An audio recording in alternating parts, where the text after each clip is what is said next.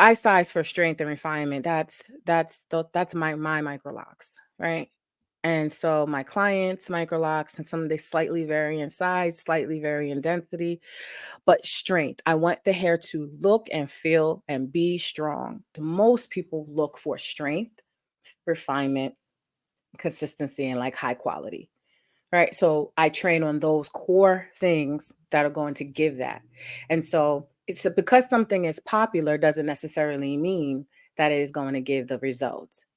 And because it may be popular among a certain demographic, such as DIYers, doesn't mean that it is something that is still standards and foundation for a pro level.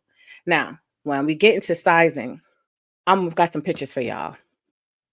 Although our locks look like they're about the same size, I think that hers are still smaller. And typically those are the size that, you would find a typical sister lock. What I've noticed from the hair show that I saw to clients that I've served was the sizing.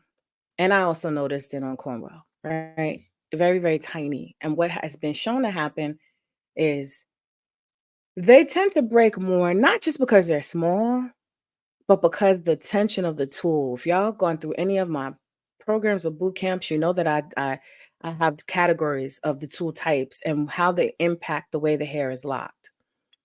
So the combination of the looser, which is why sometimes you may tend to see people who are exclusive sister locks, never use another tool, maybe possibly tend to have like a fluffier or a softer kind of lock. And there's nothing wrong with that. I'm just saying in combination with weakened areas that could be due to sizing or improper sizing for texture, that has become a large part of what I've been seeing overwhelmingly. And so a lot of people have wanted to combine their locks or create a stronger foundation. So this was a person started with Sisterlocks and coming in for work. I talk about sizing and feeling that her size was small. And it's not just this area.